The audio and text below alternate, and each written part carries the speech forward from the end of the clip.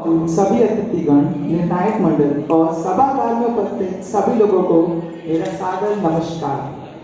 आज हम DAV college के छात्र एवं छात्राएं कानपुर जोन को संबोधित करते हुए आपके समक्ष एकांकी प्रस्तुत करने जा रहे हैं। इस एकांकी में हम अपने कॉलेज डीएवी कॉलेज के महान वीर शालिग्राम शुक्ल की शहादत का वर्णन करने जा रहे हैं। उम्मीदों के दामन में जिस आज़ादी को पाया, उम्मीदों के दामन में जिस आज़ादी को पाया था, सलामत रखना उसे इसे बड़ी मुश्किल से पाया। सलामत रखना उसे इसे बड़ी मुश्किल से पाया था। ना हिंदू ना मुसलमान, ना हिंदू ना मुसलमान, ना सिख ना ईसाई था। वो वीर सिपाही हिंदुस्तान का आपस में भाई था। वो वीर सिपाही हिंदुस्तान का आपस में भाई था। क्या जवानी क्या बुढ़ापा, क्या जवानी क्या बुढ़ापा, हर दिल में जोश था, सब आजादी का दीवाना था, हर आंख में एक ख्वाब था। बहन ने भाई की कलाई पर बांध राखी, आजादी थी मांगी। बहन ने भाई की कलाई पर बांध राखी, आजादी थी मांगी। माँ ने दूसरी माँ का कर्ज उतारने का वादा किया था। माँ ने दूसरी माँ का कर्ज उतारने का वादा लिया था। अफसोस होता है मुझे आज वतन की हालत देखकर। क्या इसी दिन के खातिर शहीदों ने खून कुर्बान किया था? सुप्रभात। आप सभी कानपुर निवासी या कानपुर से कहीं ना कहीं जुड़े हैं। जैसा कि आप सब जानते हैं, कानपुर ने अपने दामन में बहुत कुछ छुपा रखा। इस मिट्टी में ऐसे अनगिनत वीर क्रांतिकारी पैदा हुए जिन्होंने लड़ते लड़ते अपनी जान दे दी, अपना लहू देश को समर्पित कर दिया। पर अफसोस इस बात का है कि हमारी आज की पीढ़ी कुछ चंद नामों के अलावा इन महान नायकों के नाम से अनजान है। तो आइए हम आपको ले चलते हैं और आपको ऐसे ही महान व्यक्ति के बारे में, व्यक्ति के जीवन से परिचित कराओ। शालिग्राम शुक्ल हमारे अपने डीएवी के छात्र, जिन्होंने मात्र 18 वर्ष, सुन रहे हैं दोस्तों, मात्र 18 वर्ष की उम्र में देश के लिए लड़ते लड़ते अपनी जान दी। इन्होंने अंग्रेजों की नाक में दम कर रखा था, उनके दांत खट्टे कर दिए थे। और भाई मजे की बात तो ये है, ये उनकी बनाई हुई सारी योजनाओं को विफल कर देते। हर साल 1 दिसंबर आता है और शांति से चला जाता है, परंतु ये बात 92 साल पहले की है। 92 साल पहले एक वीर सिपाही था, शालिग्राम शुक्ल। 1 दिसंबर सन 1930 कड़ाके की सर्दी में लोग ठिठुर रहे थे और उसी दिन हमारे वीर क्रांतिकारी शालिग्राम शुक्ल वीर गति को प्राप्त होकर शहादत पा गए। अब आगे का दृश्य प्रातःकाल 5 बजे।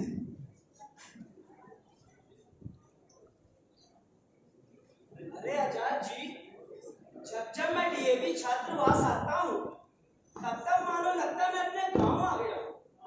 माँ गंगा नदी का किनारा, ऐसा महसूस होता है जैसे मैं माँ की गोद में बैठा हूँ। वैसे शालिग्राम शुक्ल जी आजकल डीएवी में बड़े छाए हुए हैं, क्या बात है, आजकल बड़े चर्चे पे हैं। सुना तो मैंने भी कुछ ऐसा ही है जागेश्वर। कानपुर का विकास करना तो शालिग्राम जी के ही हाथों में है। अरे जागेश्वर, तुम्हें पता भी है आज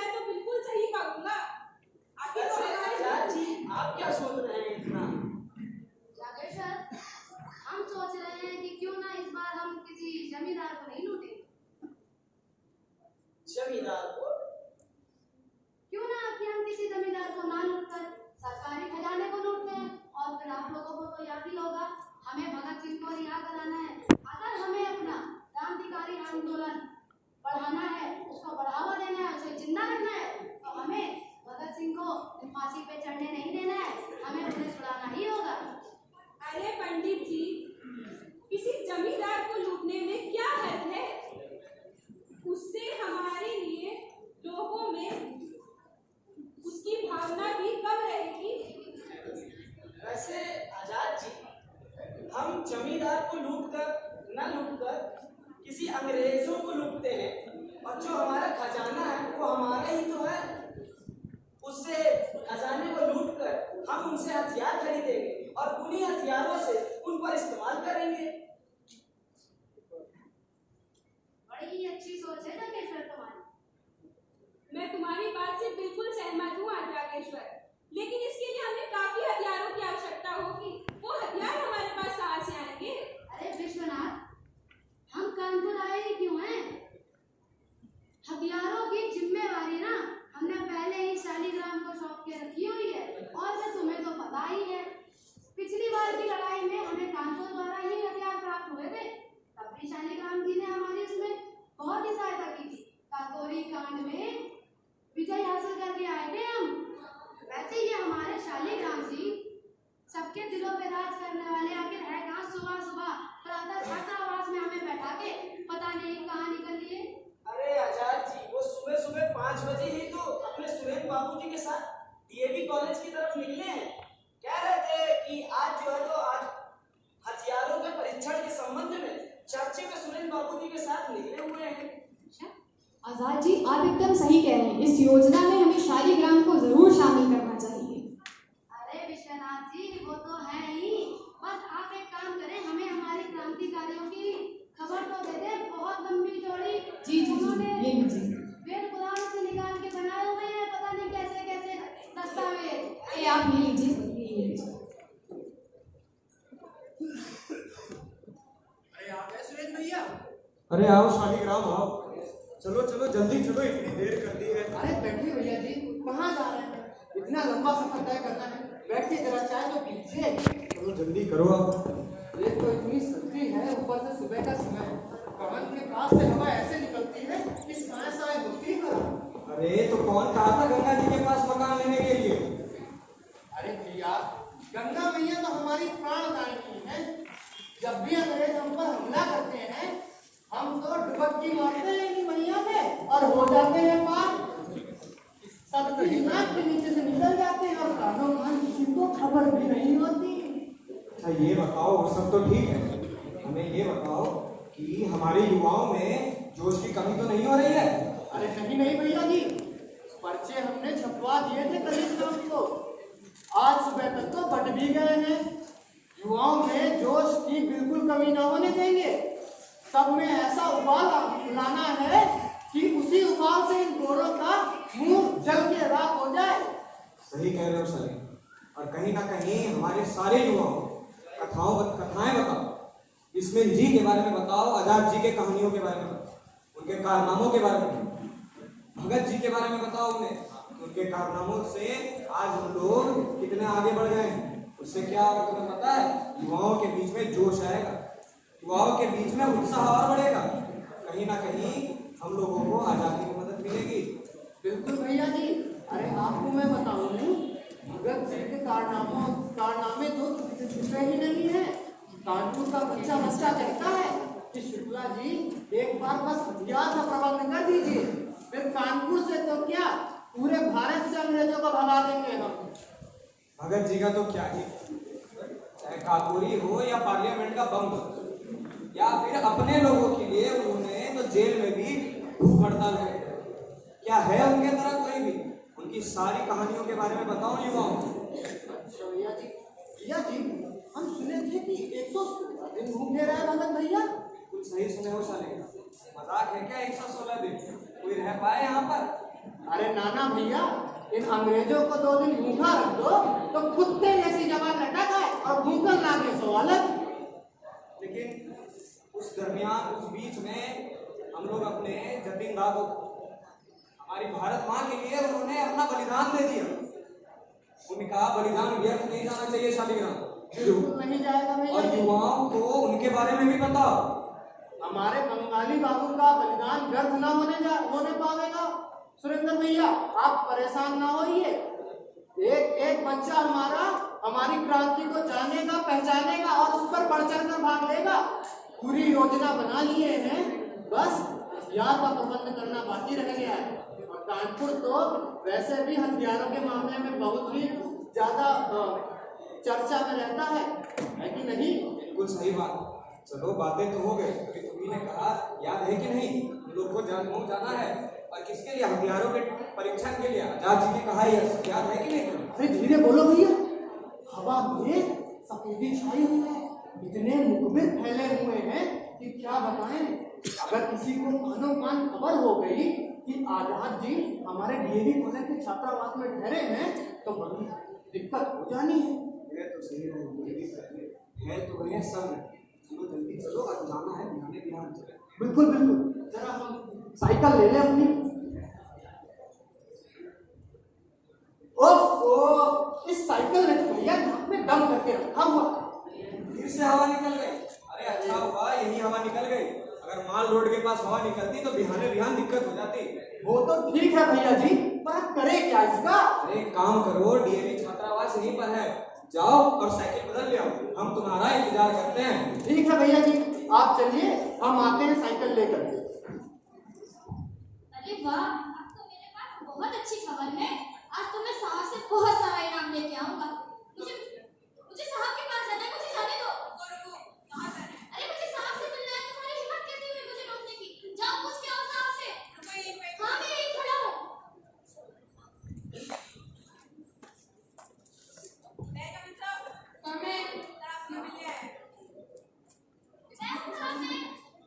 इसको अंदर भेज दो।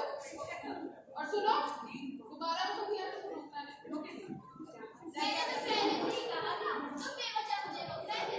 साहब, मैं बहुत अच्छी खबर लेके आया हूँ। मेरा इनाम तो पक्का है ना साहब? अरे दूर हट। अरे माफी साहब, तुम मेरी गुस्सा करते हो। बता। अरे अब मैं बहुत अच्छी खबर लाया हूँ, आप कुर्सी से उठ खड़े होगे। अच्छा, हाँ साहब, पहले बताओ मेरा इनाम तो दोगे ना? ऐसी क्या खबर है? बता। आजाद जी कानपुर आए हुए हैं। क्या? हाँ साहब। चंद्रशेखर आजाद? हाँ साहब, चंद्रशेखर आजाद जी। नाम सही सुन के आया ना? हाँ साहब, अगर मैं गलत हूँ तो आपका झुका मेरा सर। अगर गलत निकली ना तेरी खबर, अरे मेरे पास तो तू आज बचेगा नहीं। खबर है साहब जी। बड़े साहब से तो बात कराओ एक बार मेरी। तू रुकिए। मैं यहीं खड़ा हूँ साहब। सर, मैं कम इन? सर, मैं कम इन? सर, मैं come in? Good morning sir. सुबह मेरी ट्री भी नहीं आई और तुम मुझे जगाने आ गए हो। What happened? Tell me. Sir, information इतनी खास थी। चंद्रशेखर आजाद कानपुर में है। तुम्हारे पास चंद्रशेखर आजाद कानपुर में है। What? चंद्रशेखर आजाद? तुम्हें पता भी है ना तो किसका नाम है मेरे सामने? Yes sir. चंद्रशेखर आजाद, इसका नाम सुनते मेरा खून खौलने लगता है। सब बोला। Yes sir. खबर पक्की है कि नहीं? यस सर, पोपटलाल आया है ऊपरी। इसको बुला ले। ओके, वो बुला को जल्दी से अंदर बुलाओ। सुनो तो मेरे ऑफिस में है ना? Yes sir. उसको इधर भेज दो।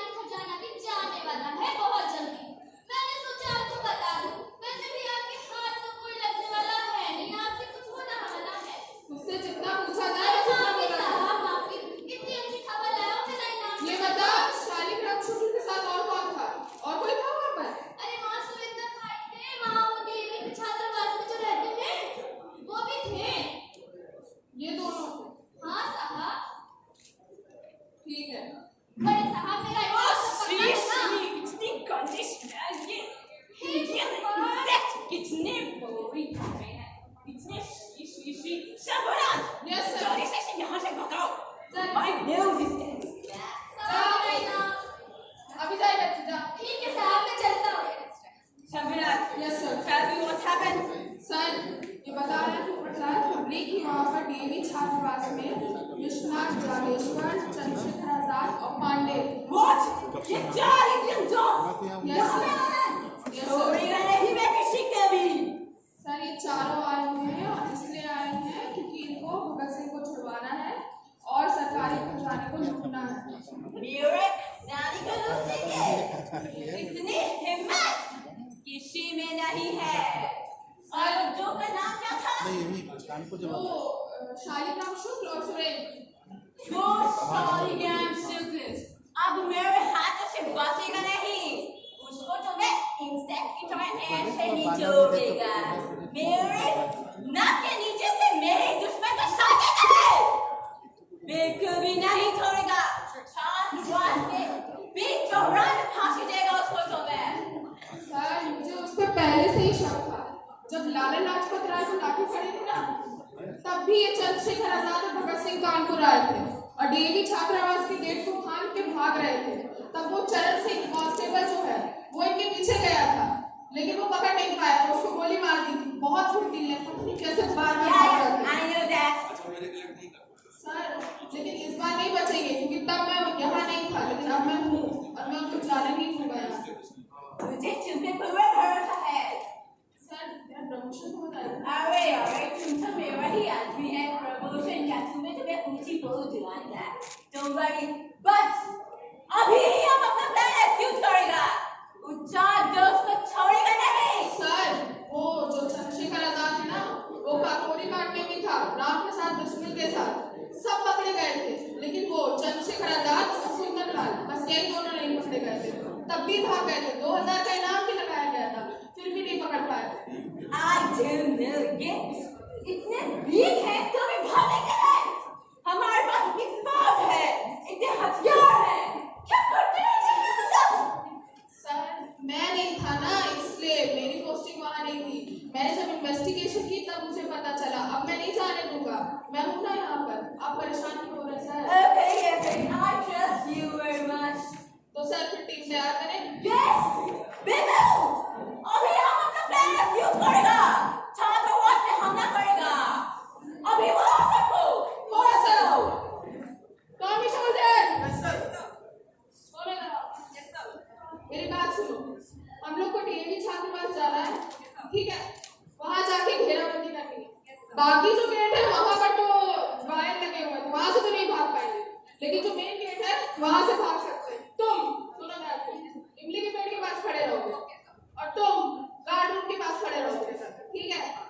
अगर उनमें से कोई भी निकला, 4 लोग हैं, विश्वनाथ, जागेश्वर, पांडे और चंद्रशेखर आजाद, तुम में से कोई नहीं बचेगा। ये चीज याद रखना, ठीक है? Yes sir. Yes sir. Okay, let's move. Move. चलो। आज बताओ मैंने इतनी अच्छी खबर दी, फिर भी ये अंग्रेज इतने कंजूस हैं, मुझे अपनी नाम भी नहीं दिया।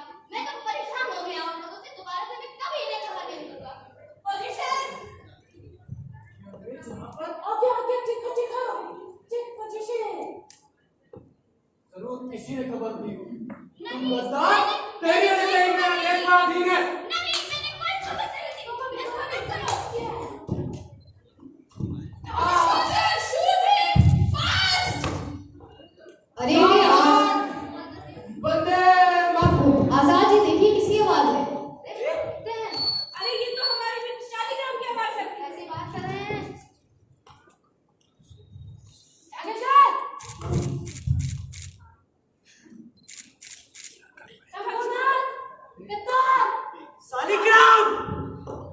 शालिग्राम। आजादी। शालिग्राम। आजादी। 5 मिनट के लिए गया था आजादी। साइकिल बदलने गया था आजादी। उन कुत्तों ने मार दिया, इस अंग्रेजों ने मार दिया आजादी। उठ जाओ शालिग्राम। आजादी। हमारे साथी का बलिदान व्यर्थ नहीं जाएगा चाची। हाँ आजाद जी, खून का बदला हम खून से लेंगे। आज शालिग्राम को मुझे अपना मित्र कहते हुए गर्व महसूस हो रहा है। उसने भारत माँ की रक्षा के लिए अपने प्राणों का बलिदान दे दिया। आजाद जी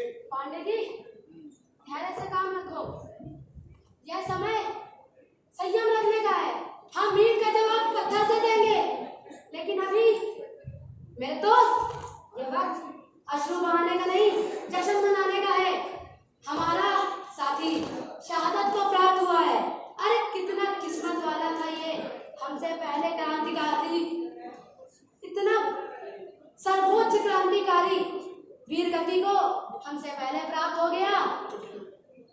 आजाद जी, छोड़ेंगे नहीं उन्हें आजाद जी। अब बदला लेकर रहेंगे आजाद जी। शालिग्राम का शहादत व्यर्थ नहीं जाने देंगे आजाद जी। सरफरोशी की तमन्ना अब हमारे दिल में है। सरफरोशी की तमन्ना अब हमारे दिल में है। देखना है जोर कितना बाजुए कातिल में है। देखना है जोर कितना बाजुए कातिल में है। वक्त आने पे बता देंगे तुझे ऐ आसमां। वक्त आने पे बता देंगे तुझे ऐ आसमां।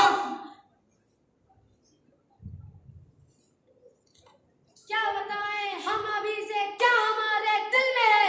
क्या बताएं हम अभी से क्या हमारे दिल में है। उसी की तमन्ना अब हमारे दिल में है।